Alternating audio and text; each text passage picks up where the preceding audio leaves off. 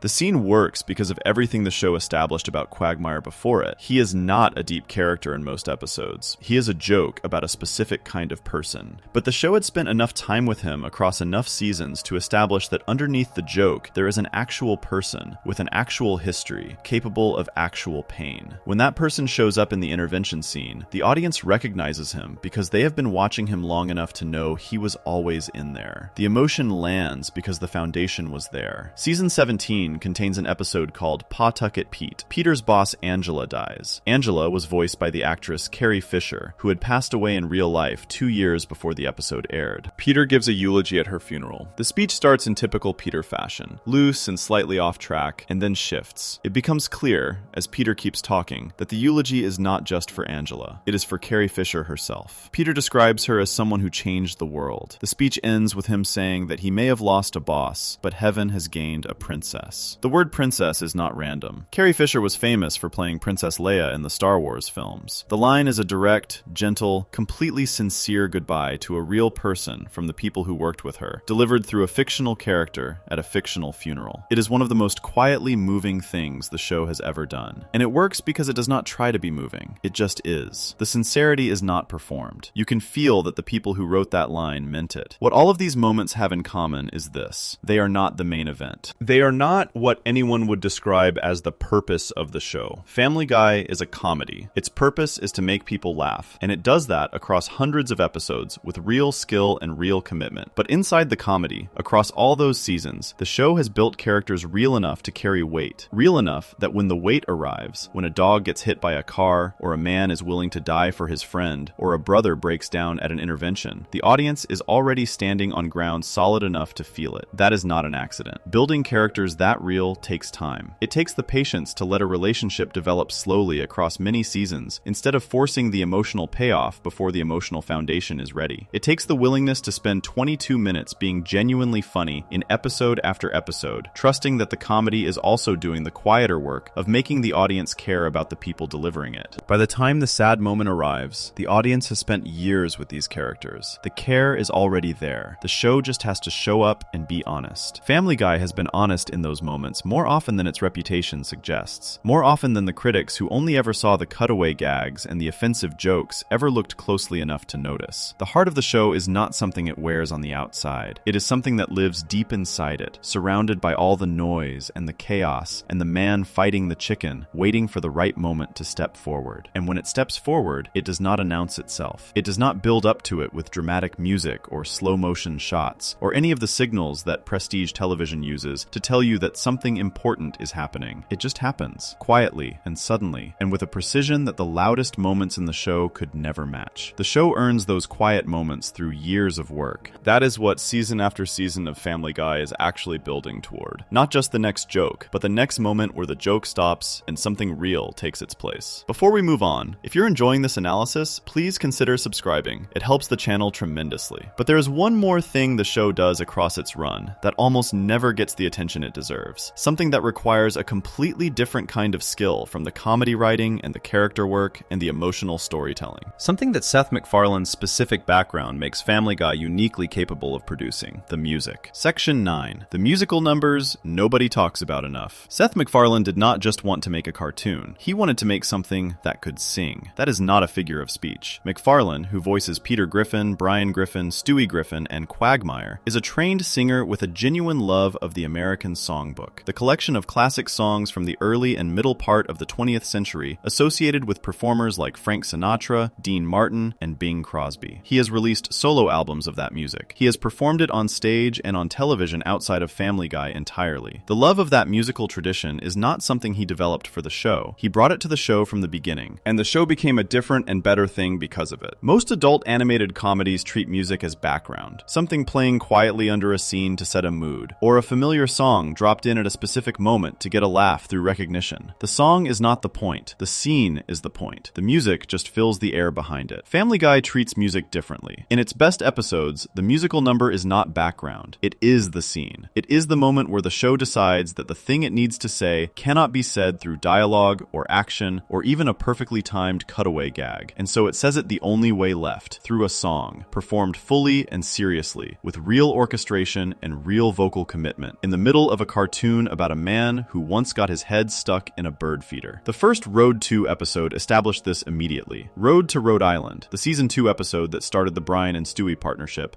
ends with the two of them performing a duet. The song is called Rhode to Rhode Island, built in the style of the old Bing Crosby and Bob Hope Rhode pictures the episode is paying tribute to. MacFarlane performs both parts himself, Brian's smooth, low voice and Stewie's precise British accent, and makes the duet feel like two genuinely different people singing together. The song is warm and old-fashioned and technically impressive, and it tells you something about the friendship between Brian and Stewie that all the dialogue in the episode could not quite reach. There is affection in it, real affection, expressed through the particular intimacy of two people choosing to sing together. That number established the template. Each Rhode 2 episode that followed contained at least one original musical moment built in the style of a specific era or tradition of American music. Rhode to Rupert in season 5 contains a sequence where Stewie dances alongside a digitally inserted Gene Kelly, the famous dancer and actor from classic Hollywood films, in a recreation of a scene from the 1945 film Anchors Away. In the original film, Kelly danced with an animated mouse named Jerry from Tom and Jerry. In the Family Guy version, Stewie takes Jerry's place. The sequence is called the Worry Song, and it is not just technically impressive as an animation achievement, it is genuinely charming. Stewie, who in most episodes is armored by arrogance and wit, is completely open in that number, dancing with Gene Kelly, performing a song about worry with a kind of innocent energy that the character almost never shows. He looks like what he actually is underneath everything else, a child. Road to the North Pole, from season 9, contains what many fans consider the single best musical number in the show's history. The episode sends Brian and Stewie to the North Pole to meet Santa Claus,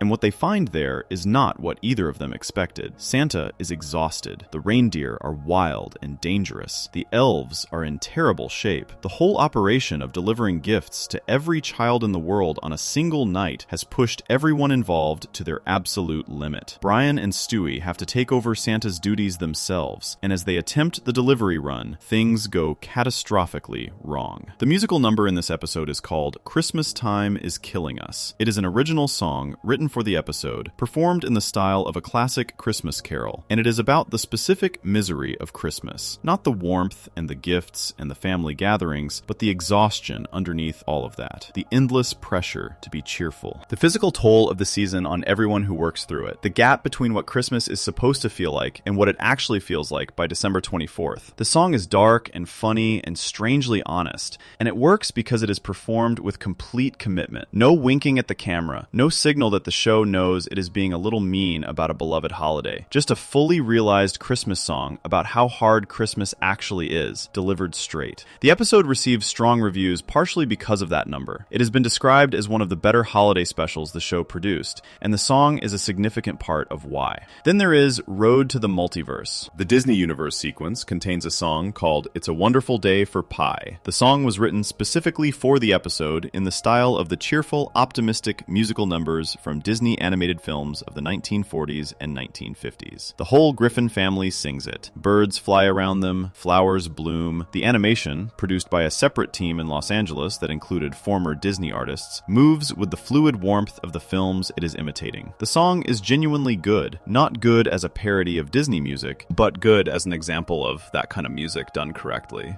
McFarlane and the writing team understood that the joke in the Disney Universe sequence only works if the Disney elements are executed with real quality. A rough imitation would be a cheap shot. A genuine recreation with a real song and real animation is something that earns the right to be funny because it first earns the right to be beautiful. McFarlane's own musical background shapes how all of these numbers are produced. He understands the structure of the songs he is working in, the specific rhythms and chord patterns and vocal styles that make a Bing Crosby number feel like a Bing Crosby number, or a Disney number feel like a Disney number. That understanding means the show's musical parodies and original compositions are built from the inside out, not copied from the outside in. The difference is audible. A song built from real knowledge of a tradition sounds like it belongs in that tradition. A song copied from the surface of a tradition sounds like an impression. Family Guy's musical numbers sound like they belong. Beyond the Road 2 episodes, the show has used music in individual episodes to produce some of its most memorable moments. In season 11, Stewie performs a cover of You Needed Me, the Anne Murray song, for Brian. The performance is not played for laughs. McFarlane sings it with genuine care, and the show holds on Brian's face as the song plays and he begins to cry, remembering his puppyhood, his siblings, his mother. The scene is about memory and loss, and the way a song can reach places that words cannot find. It works because the song is performed seriously, and because the character receiving it has been built carefully enough over 11 seasons that the audience already knows what Brian is carrying. Brian Sings and Swings, from season 4, features Frank Sinatra Jr. as himself. Brian joins Sinatra Jr.'s band and spends the episode performing classic songs in the Rat Pack style. The music associated with Frank Sinatra, Dean Martin, and Sammy Davis Jr. from the 1950s and 1960s. McFarlane's comfort with this style is complete. He does not sound like someone doing an impression of a lounge singer. He sounds like someone who actually loves this music and has spent real time with it. The episode exists partly to showcase that love, and it works as both comedy and as a genuine tribute to a specific era of American popular music. The Family Guy Live in Vegas album, released in 2005, collected music from the show alongside original recordings by McFarlane. It was released as both an album and a DVD. The fact that the show's music warranted its own commercial release, that people wanted to own it separately from the episodes it came from, says something about the quality of what the show was producing musically. These were not throwaway gags set to a tune. They were songs people wanted to hear again. What the musical numbers do for the show across its run is the same thing the emotional moments do, just through a different door. They remind the audience that the people making Family Guy care about craft. Not just the craft of the joke, the timing, the setup, the punchline, but the craft of everything surrounding the joke, the animation, the character work, the music. When a show cares about all of those things simultaneously and gets better at all of them over time, the result is something that earns the patience of the audience across many seasons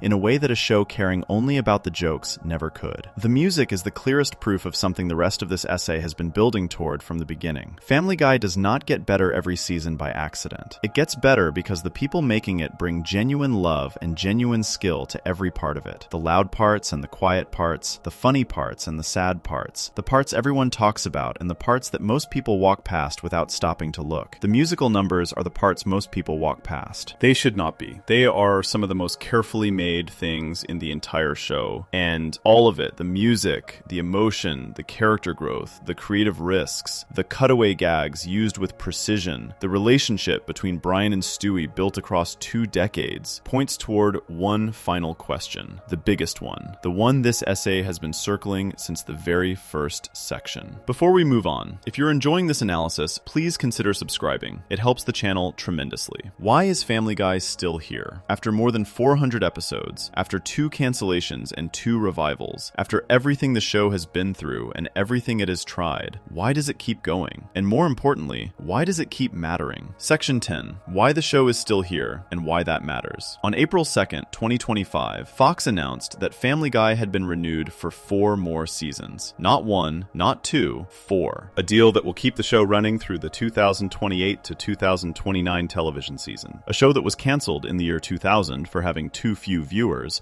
is now guaranteed to keep making new episodes for the rest of this decade. A show that Fox once sold the rerun rights to for almost nothing because no other network wanted them is now one of the most valuable properties in the history of American television. That journey, from nearly worthless to irreplaceable, is not something that happens by accident. And it is not something that happens to shows that stay the same. It happens to shows that grow. Shows that figure out, season by season, how to be a better version of themselves than they were the year before. Shows that earn the loyalty of their audience not by giving them exactly what they already have, but by giving them something they did not know they needed until they had it. Family Guy has been doing that for more than 25 years. The numbers make the case plainly. The show has produced more than 400 episodes across more than 20 seasons. It is one of the longest-running scripted primetime series in American television history. The only shows that have run longer are The Simpsons, Law & Order Special Victims Unit, and the original Law & Order. In a television landscape where most shows are canceled after 2 or 3 seasons, or even well-loved series rarely make it past 10 years, Family Guy has been going since January 31st, 1999. It premiered the night after Super Bowl 33. It is still here. The 4-season renewal announced in April 2025 was described as a mega deal. That phrase is not marketing language. It reflects what the show actually represents to the people who own it. A reliable, proven, audience-holding piece of television that has demonstrated across more than 2 decades that it knows how to keep people watching. Not just young people. Not just the specific audience it started with in 1999. New audiences find it every year, through streaming on Hulu, through reruns on Adult Swim, which returned to carrying the show starting January 1st, 2025, through Comedy Central, which began airing it in September 2024, through the endless clips and moments that circulate on social media in a way that keeps the show visible to people who have never sat down and watched a full episode. That visibility matters. A show that only lives in the hour it airs and then disappears is dependent entirely on the people who happened to be watching at that specific moment. Family Guy has never been that kind of show. It lived on DVD when DVDs were how people owned things. It lived on Adult Swim at 1 in the morning when that was where its audience was. It lives on Hulu now. It lives on YouTube in clips. It lives in memes and screenshots and moments that get passed from person to person across the internet with no context attached because the moments are strong enough to survive without context. That survival without context is its own kind of proof. A clip from a show that never built anything real makes no sense pulled out of its episode. A clip from a show that built real characters and real situations and real jokes that work on their own terms can travel anywhere and still land. Family Guy clips travel. They always have. The cutaway gag format, which critics spent years pointing to as evidence that the show lacked structure, turns out to be perfectly designed for a world where people share 15-second clips on their phones. The joke is self-contained. It does not require the episode around it. It was always built to survive on its own, because it was always built to make its point in a very short space of time and then step aside. But the clips alone cannot explain why the show keeps going at the level it does. Clips can make something popular for a week. They cannot make something last for 25 years. What lasts is the thing underneath the clips, the characters, the relationships, the world the show built in Quahog, Rhode Island across hundreds of episodes and thousands of scenes. Peter Griffin is still here, still the same man in the same blue shirt in the same house, still capable of doing things so spectacularly foolish that they circle back around to something almost impressive. But Peter in the later seasons carries something the season 1 version did not quite have: a history, a visible, felt history of everything he has been through and everyone he has loved and every spectacular mistake he has made and survived. When Peter does something genuinely stupid in season 20, it lands differently than it landed in season 1 because the audience has 20 seasons of Peter behind them. They know him. The laugh is not just at the action, it is at the recognition. Of course Peter did that. Of course. Lois is still here. Still the one holding the family together. Still the person who absorbs most of the chaos the people around her generate. Still occasionally capable of going as completely off the rails as any of them when the right pressure pressure is applied to the right place. She is more fully drawn in the later seasons than she was in the early ones. The show found more to do with her as it went on, more ways to show that she is not simply a reaction to Peter, but a person with her own interior life, and her own breaking points, and her own capacity for surprising the audience. Stewie is still here, not the villain of the pilot, the one who learned, slowly and without announcement, how to love someone, how to miss them when they are gone, how to place a stuffed bear under a sleeping child's arm and walk away without needing anyone to see it. Brian is still here, still drinking too much, still working on the novel, still the most emotionally complicated character in the house, carrying more than he shows, saying less than he feels, loving the people around him in ways that usually only come out sideways. The gun in the safe deposit box was never just a joke. It was the show being honest about what is underneath the performance of having it all figured out. And Quagmire is still here, and Joe, and the whole world of Quahog that the show built carefully across more than 2 decades, the diner and the brewery and the neighborhood, and all the small details that make a fictional place feel like somewhere you could actually find on a map if you drove far enough into Rhode Island. That world is the thing the show kept building season after season while the audience was busy watching the jokes. The world got more detailed, the characters got more real, the history got longer and richer and more full of things the audience could carry with them from episode to episode. Every season added to it. None of it was wasted. The cancellations were not wasted either. The first cancellation in 2000 and the second in 2002 did something to this show that nothing else could have done. They removed the assumption of permanence. A show that expects to keep going forever can afford to coast. A show that has been canceled twice cannot afford to coast. It knows, in a way that comfortable shows do not, that the audience is not guaranteed, that the network is not a partner, that the only thing keeping the show alive is the thing the audience feels when they watch it. And the moment that feeling stops being worth having, the show is gone. Family Guy has never forgotten that lesson. You can feel it in the creative risks the show keeps taking. Rhode to the Multiverse was season 8. The Bank Vault episode was also season 8. These are not the choices of a show that feels safe. They are the choices of a show that knows it has to keep earning its place. That knows the audience who waited 3 years for season 4 and bought 3 million DVDs and stayed up late watching Adult Swim deserves something more than the same episode made over and over again with different guest stars. The mega deal announced in April 2025 is the result of all of it. The cancellations and the comebacks. The Brian and Stewie relationship built across 2 decades. The musical numbers that most people walk past. The emotional moments that arrive without warning in the middle of the comedy. The creative risks that sometimes fail and sometimes produce something like Rhode to the Multiverse. The cutaway gags used with precision. The characters who grew when the format said they should not. All of it added up, season by season, to a show that Fox is now willing to commit to through the end of this decade. 25 years of refusing to die. 25 years of earning the audience that brought it back from cancellation because they loved it too much to let it disappear. 25 years of being, underneath all the noise and the chaos and the man in the blue shirt, something genuinely worth watching. That is why the show is still here. And that is why, if you have been watching since the beginning, each new season feels like something earned rather than something simply produced. The show knows what it cost to still be standing. It has never forgotten, and that knowledge of how close it came to ending, of what the audience gave to keep it going, of what 25 years of work actually means, is in every episode it makes. Not always loudly, sometimes very quietly indeed, but it is always there. If you enjoyed this video essay, make sure to subscribe. Thanks for watching, and I'll see you in the next one.